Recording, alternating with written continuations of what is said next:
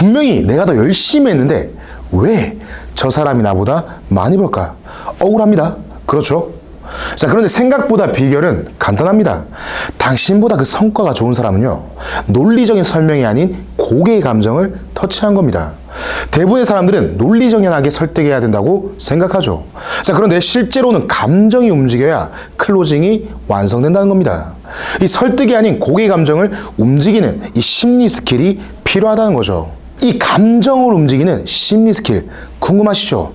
지금 바로 싹 다 알려드리겠습니다. 반갑습니다. 당신의 손에 세일즈 마스터키를 쥐어드릴 영업왕 마스터 양입니다. 여러분, 앞서 말씀드린 것처럼 사람 논리가 아니라 이 감정으로 움직입니다. 요즘 같은 시대에는 감정보다는 이성이지 라는 생각이 드실 겁니다. 그죠? 데일 카네기라는 이름 한 번쯤은 다 들어보셨을 겁니다. 1936년 전 세계에서 이 3천만 부 이상 팔린 인간관계론, 이 책을 쓴 사람인데요. 이 인간관계론에서 데일 카네기는 이렇게 말합니다. 이 사람을 대할 때 이 점을 기억하라. 우리가 대하는 것은 논리적인 존재가 아니다. 이 편견과 허영심에 의해 움직이는 이 존재를 상대하는 것이다.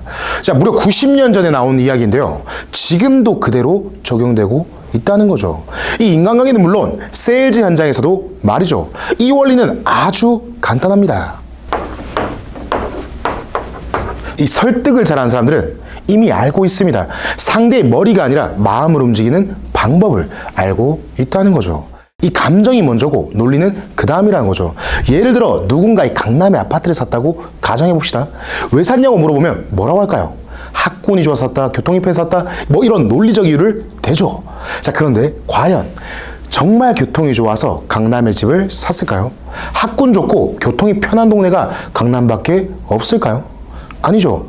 감정이 먼저 강남 살고 싶다라고 결정을 한 겁니다. 학군이 좋다, 교통이 좋다, 이 논리는 나중에 갖다 붙인 거죠. 이 사람들은 자신이 내린 이 결정을 합리화하는 심리가 있죠. 왜? 남들에게 있어 보이고 싶어서 이 강남에 집을 샀다고 말하기는 싫으니까요. 이 본인의 감정으로 내린 선택을 합리화하기 위해 논리를 제시하는 거죠. 자, 데일 카네기는 이렇게 말했습니다. 사람들은 논리로 움직이지 않는다. 감정이 움직일 때 비로소 변화를 시작한다. 그러니 고객의 감정을 움직여 선택부터 받아야 합니다. 그리고 나서 고객의 선택을 합리화해 주는 거죠. 이 당신이 가진 상품에 대한 지식과 논리로요. 자, 그러면 계약 확률은 확 올라갈 수밖에 없는 거죠. 자, 그러면 고객을 설득하기 위해 무엇부터 해야 하느냐? 자, 다들 아시겠지만 고객의 욕구를 먼저 파악해야 합니다. 이 세일즈에 있어서는 기본 중에 기본이죠. 바로 자, FF, 팩트 파인딩입니다. 대부분이 세일즈를 어떻게 합니까? 고객이 진정으로 원하는 것이 뭔지도 파악이 안 될 채 그냥 상품부터 들이댑니다. 이 자신의 엄청난 지식과 논리만 믿고 그냥 갖다 박는 거죠. 물론 논리적으로 다 맞는 말일 겁니다. 그런데 과연 고객도 그렇게 생각할까요? 고객은 속으로 이렇게 생각합니다. 그래서 나한테 무슨 이득이 있는 거지? 고객은 제품 스펙에 관심이 없습니다.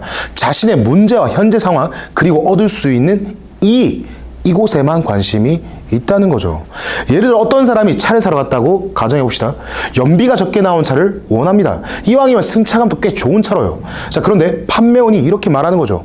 자, 이 차는 연비가 리터당 20km입니다. 어쩌고 저쩌고 엔진에 최신 하이브리드 시스템을 탑재했습니다. 블라블라블라 이렇게 설명하면 고객은 반응이 없을 겁니다. 막말로 인터넷 치면 다 나오는 정보일 뿐이죠. 고객도 이미 알고 있단 말입니다. 심지어 요즘은 AI한테 물어보면 다 더 정확하게 알 수 있다는 거죠. 비싼 스펙의 차종까지 찾아보고 분석해서 더 정확하게 알려줍니다. 그러니 고객은 시큰둥할 수밖에 없는 거죠. 반응이 없다는 겁니다. 자, 그런데 이때 이렇게 말했다면 어떨까요? 말씀 들어보니 이 장거리 운전이 많으시군요. 이 차는 연비가 좋아 연료비 부담을 확 줄일 수 있습니다.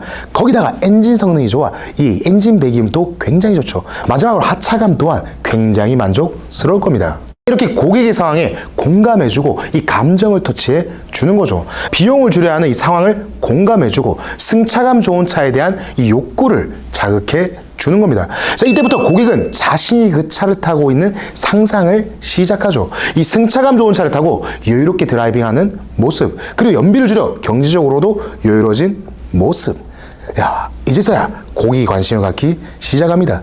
논리 때문이 아니라 감정적으로 마음이 움직인다는 거죠. 상품에 대한 스펙은 이때부터 해도 충분하다는 겁니다. 왜? 이제 고객의 선택을 합리화시켜줘야 하니까요. 당신의 설득이 어려운 이유는 바로 지식의 저주 때문입니다. 자신의 지식과 논리에 집착하기 때문이죠. 자신이 아니라 상대에게 집중하십시오. 그러면 상대의 욕구를 정확히 파악할 수 있게 되고, 욕구를 알게 되면 뭘 해야 한다고요? 네, 공감하고 감성을 터치하는 겁니다. 그러면 너무나도 쉽게 설득이 가능해질 겁니다. 자, 그런데 제가 수강생을 강의하다 보니까 이 상대에게 집중하는데 팩트파잉이 왜 되죠? 이 뭔 소리 하는 거죠? 라고 하신 분이 계신 겁니다. 이 영상에서 고객이 진짜 욕구를 알아내는 그 질문 화법에 대해 싹 다 오픈해 드릴 테니까 참고하신다면 개화 확률이 올라갈 겁니다. 다시 본론으로 돌아오겠습니다. 이 세일즈 하면서 가장 많이 하는 실수가 있는데요. 제발 여러분들, 자, 고객과 논쟁에서 이기려고 하지 마십시오. 제발 고객과 싸우지 마십시오. 간혹 보면은 고객 버스나 고객과의 논쟁으로 이 전쟁하시는 분들이 있습니다. 제발 고객과 논쟁하려 하지 마십시오. 여러분들, 고수는 하수와 싸우지 않습니다. 여러분이 고수라면 고객은 하수입니다. 이 경쟁이 상대가 안 된단 말이죠. 그런데 굳이 구태여 동급처럼 싸우려고 하지 마시란 말입니다. 자, 만약에 지금 세일즈를 하는데 고객이 좀 별론 것 같은데요? 라고 하면 뭐라고 하실 건가요? 고객님 뭘 모르시네요. 왜냐하면요, 블라블라 어쩌고저쩌고 대부분 이렇게 반박하기 시작합니다. 그 순간 고객은 여러분에게 뭐가 될까요? 자, 에너미, 적이 되는 겁니다. 적. 경쟁 상대가 되는 거죠. 지식으로 싸우기 시작하는 겁니다. 아무리 논리적으로 맞는 말을 해도 그냥 적이 된 겁니다. 북한군, 남한군이 되는 겁니다. 그러면 어떤 결과가 나오겠습니까? 논쟁에서는 이기겠지만 계약에서는 질 수밖에 없는 거죠. 그럼 결국 누가 손해죠, 여러분들? 자, 말 안 해도 아실 겁니다. 얘가 손해다. 사람들은 자신의 생각을 반박당하면 이 생각을 바꾸려 하는 게 아니라 오히려 자신의 입장을 더욱 고수하게 됩니다. 그런데 그 고집마저 꽂고 고객이 승복하는 그 순간, 자, 클로징은 하늘로 날아가는 겁니다. 이해되시죠, 여러분들? 당신 스스로 계약을 걷어차 버린 거죠. 이제 대망입니다. 중요한 내용이니 집중하십시오. 내가 아무리 열심히 해도 남이 더 돈을 잘 버는 그 이유, 그 결정적 이유가 바로 여기에 있습니다. 고객이 별로라고 말했을 때 당신은 논리정연하게 장점을 나열할 겁니다.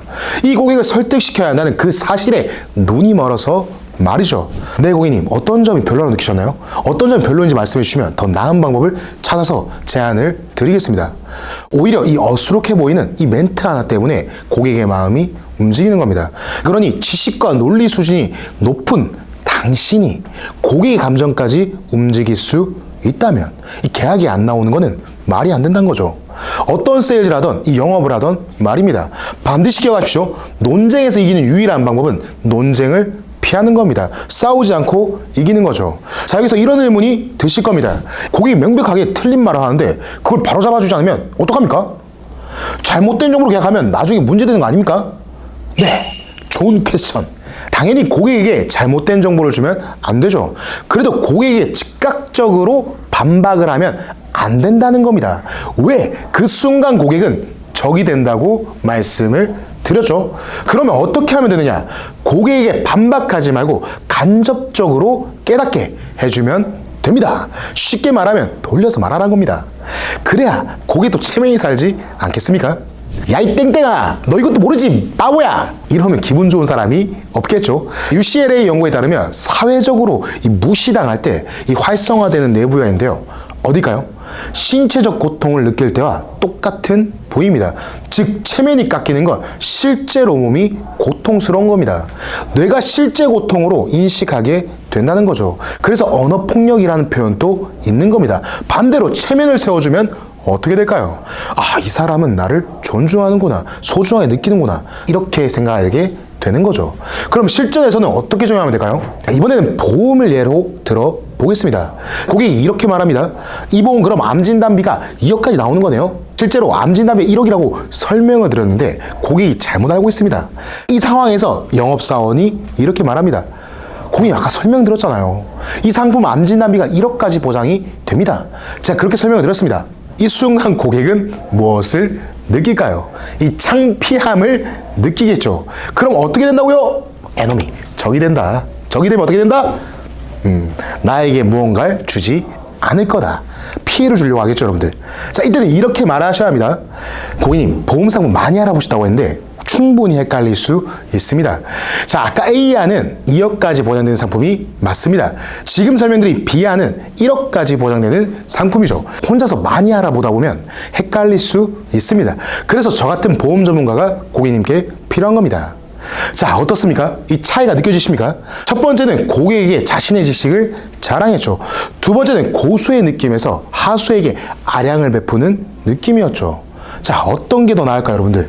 저라면 두 번째를 택하겠습니다. 자, 마지막으로 정리해드리겠습니다. 첫 번째, 지식의 저주에서 벗어나야 됩니다. 아는 게 많아질수록 정작 고객의 감정은 보이지 않습니다.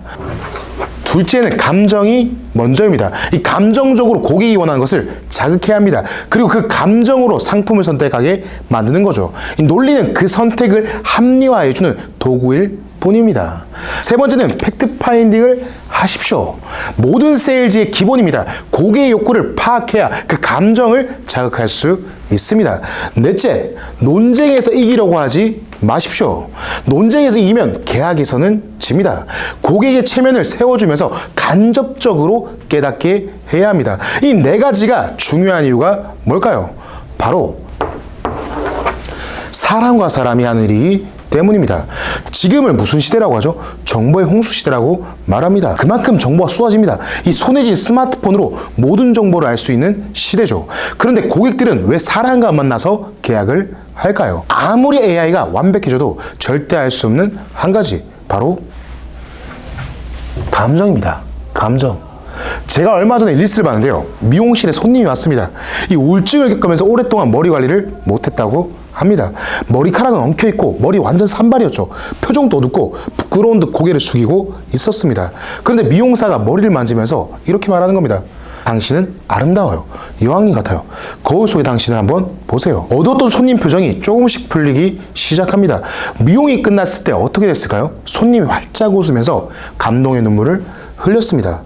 만약 AI 로봇이었다면 어땠을까요? 팩트만 말했겠죠. 모바일 성능도 80%, 두피 수박대 불량, 즉각적인 케어가 필요합니다. 자, 이러면 손님이 웃으면서 나았겠습니까? 아마 더 우울해졌을 겁니다. 이래서 사람들은 사람이 필요합니다. AI로 인해 수많은 직업이 사라진다고 경고하죠.